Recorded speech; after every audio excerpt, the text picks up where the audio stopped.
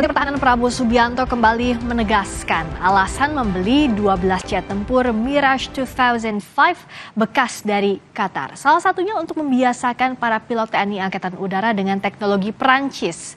Mirage 2005 adalah jet tempur canggih produksi Dassault Aviation Perancis. Mirage 2005 yang dibeli Indonesia dioperasikan Qatar sejak tahun 1997 atau telah 26 tahun. Jet tempur ini memiliki kecepatan 2.333 km per jam dengan jangkauan 1.110 km.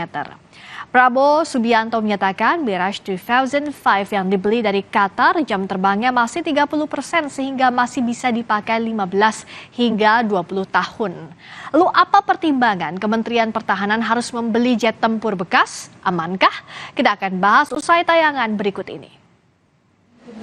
Dan penyiraman air kembang oleh Menteri Pertahanan Prabowo Subianto mengakui banyak yang mencibir terkait keputusan pembelian 12 jet tempur bekas Angkatan Udara Qatar, Mirage 2005. Prabowo menyebut Mirage 2005 dibeli dari Qatar karena usia pakainya masih panjang, yaitu sekitar 15 tahun.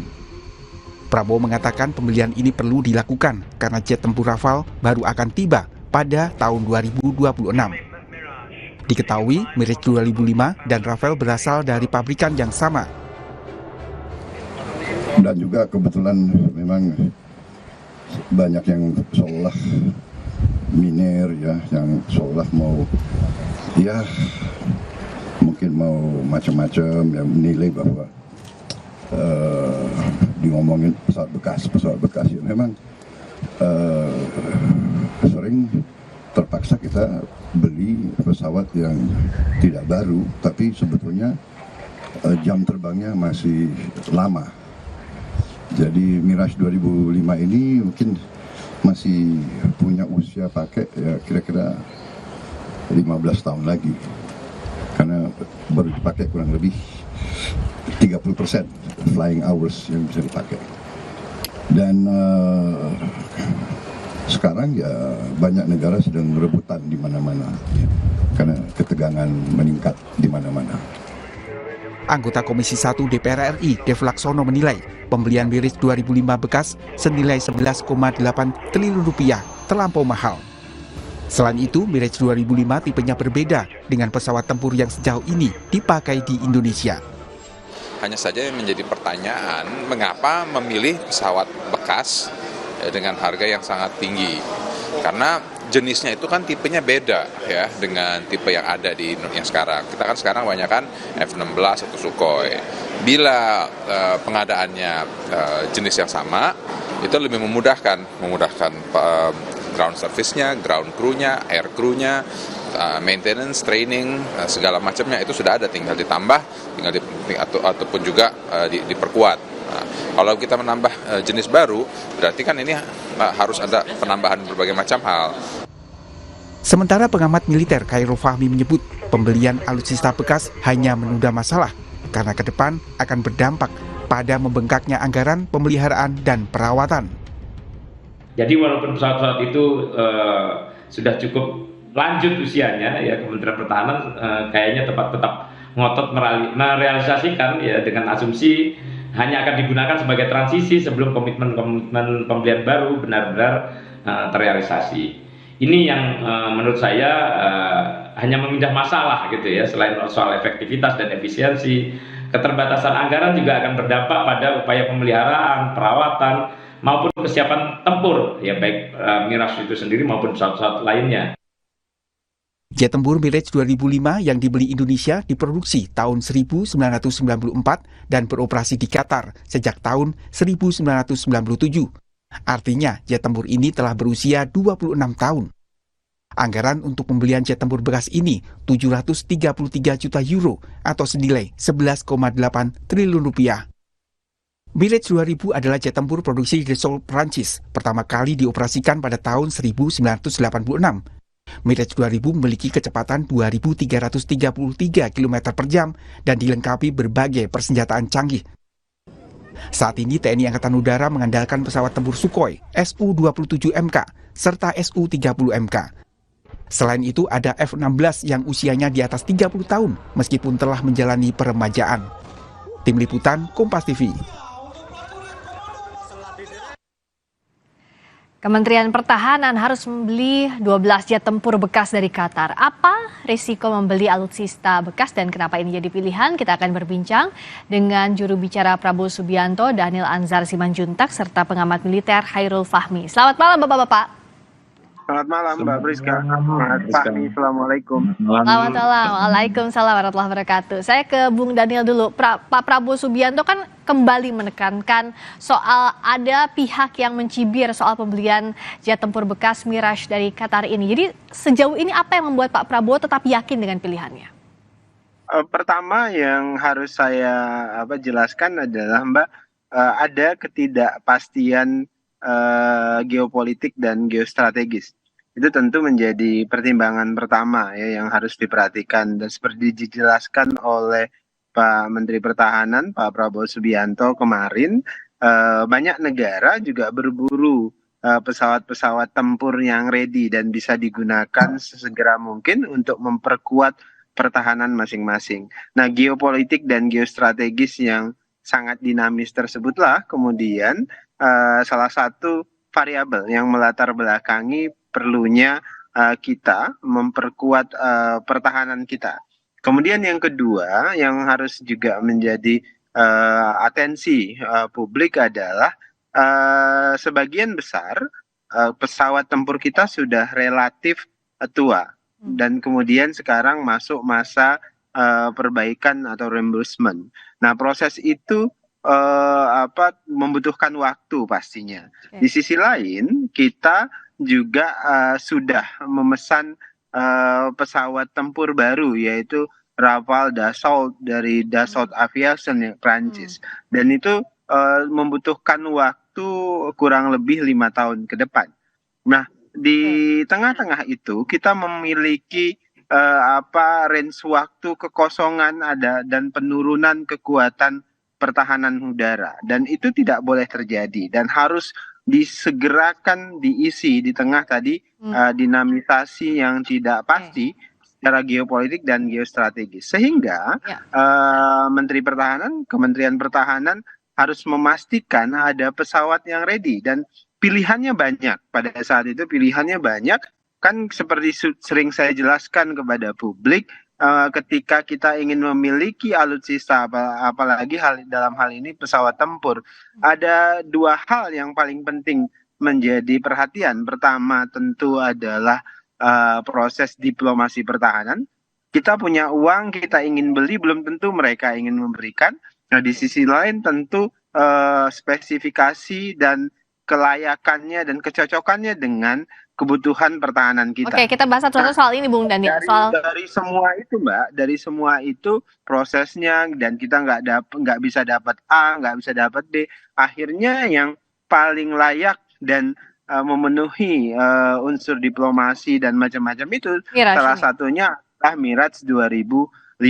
Okay. Ketiga, tambah lagi Mirage 2005 ini paralel dengan pesawat tempur yang sudah kita pesan, yaitu Rafale Dassault, karena keduanya diproduksi oleh produsen yang sama, yaitu Aviation juga ya.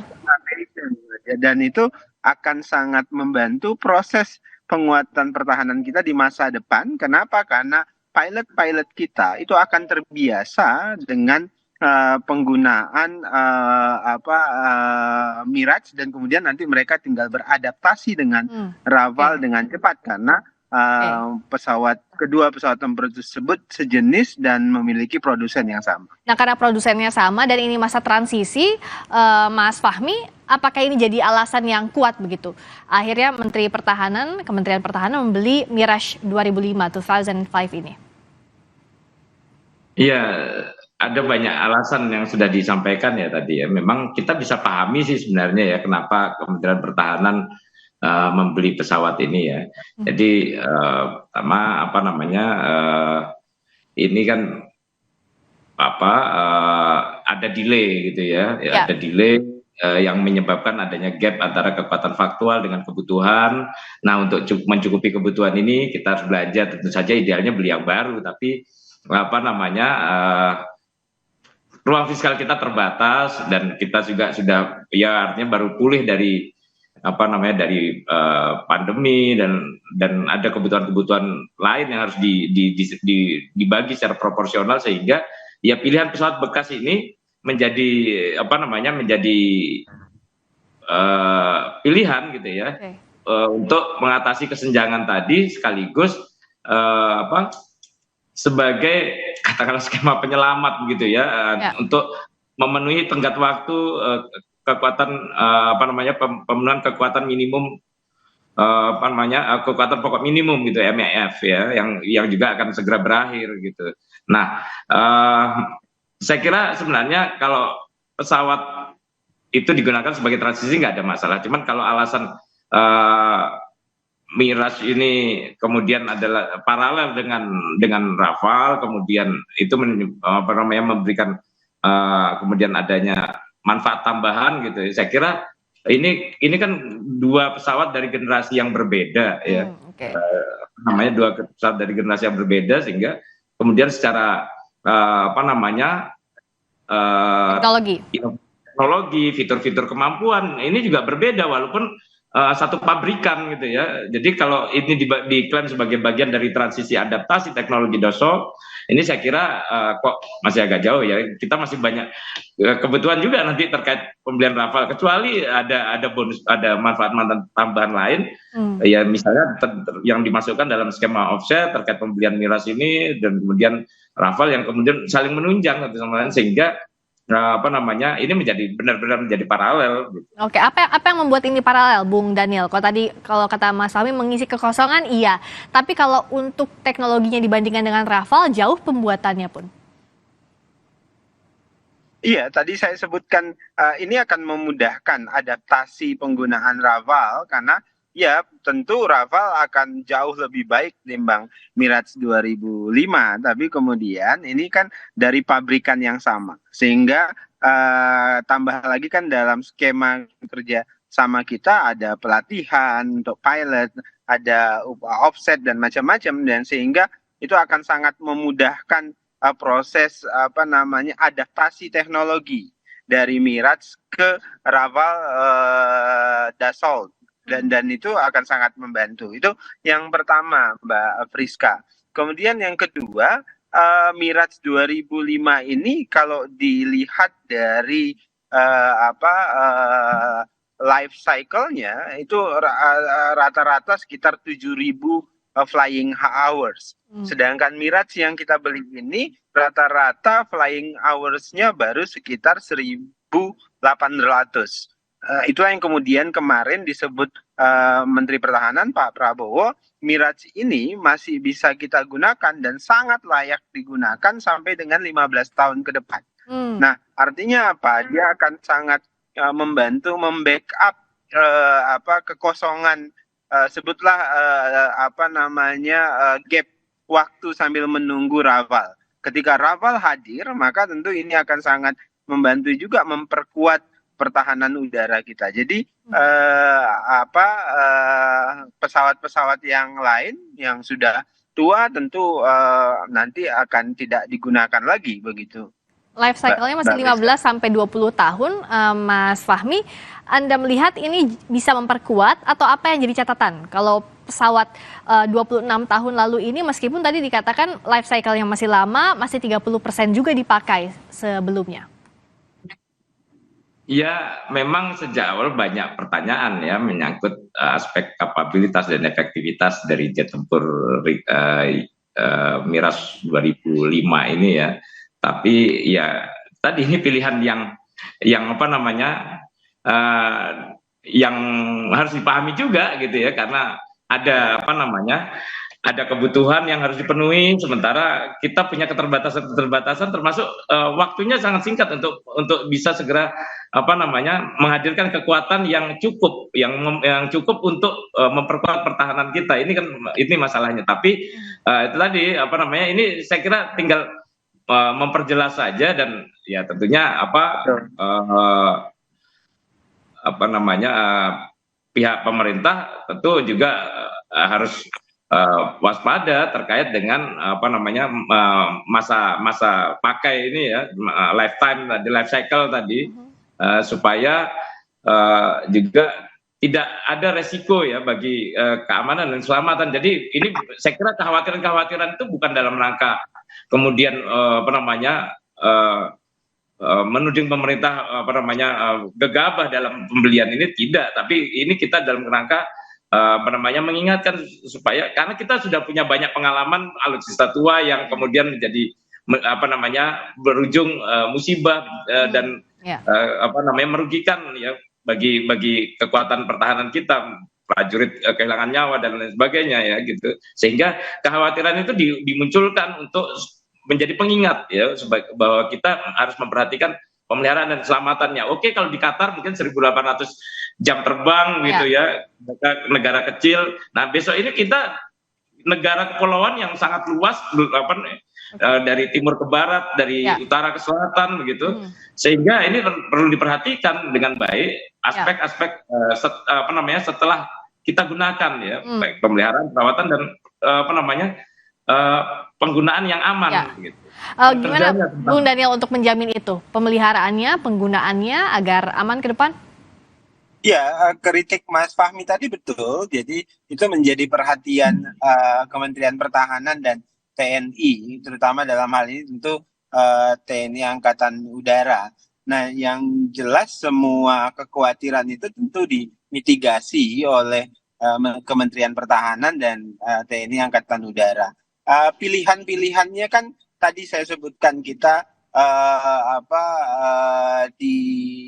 dihamparkan dengan pilihan-pilihan yang tidak mudah. Tadi kita harus menutup gap, kekosongan kekuatan atau pengurangan kekuatan, sebutlah begitu, supaya kemudian tidak jadi pengurangan kekuatan, maka kemudian kita harus mencari pesawat yang ready dan bisa digunakan sesegera mungkin. Karena perlu dipahami Mbak Priska, satu pesawat baru itu ketika kita tanda tangan kontrak, kemudian kita sepakati beli, itu membutuhkan waktu lebih dari 5 tahun untuk kemudian hadir ke Indonesia. Jadi sementara itu pesawat-pesawat yang lain harus diperbaiki juga, kemudian sudah tua, maka kita harus mencari pesawat yang ready, gitu. Dan pesawat yang ready itu kan tidak mudah. Nah, akhirnya salah satu pilihan yang tersedia layak untuk kita ya itu tadi Mirage 2005. Dan kalau Mas Fahmi, singkat saja terakhir, apa yang harus jadi catatan pemerintah dalam hal ini Kementerian Pertahanan pasca pembelian Mirage 2005? Iya, memang ya kita harus tetap mengingatkan bahwa selalu ada resiko ya kalau membeli alutsista bekas ini ya, misalnya terkait resiko keselamatan tadi.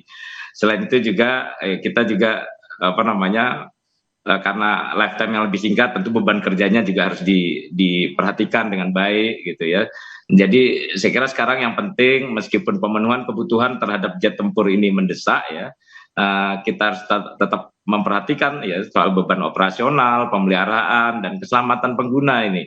Nah, jangan sampai upaya kita untuk mempertahankan kekuatan ya itu lalu berpotensi mengorbankan keselamatan prajurit. Itu yang saya kira perlu diperhatikan betul oleh Kementerian Pertahanan. Dan kita sudah siap ya Bung Daniel untuk ini? Tentu, semuanya itu diperhatikan sedetail mungkin. Tentu kan kajian-kajian untuk mempersiapkan dan memutuskan untuk memberi Mirage 2005 ini dilakukan secara intensif. Dan tadi saya sebutkan mitigasi kritik-kritik dari masyarakat atau dari publik itu sejak awal sudah dipersiapkan oleh Kementerian Pertahanan dan Angkatan Udara kita. Nah, mitigasinya harus disiapkan dengan matang setelah pembelian ini. Terima kasih Bung Daniel, juru bicara Menteri Pertahanan Prabowo Subianto, Daniel Anzar Simanjuntak, dan pengamat militer Khairul Fahmi. Selamat malam Bung Daniel, Mas Fahmi. Selamat malam, Assalamualaikum.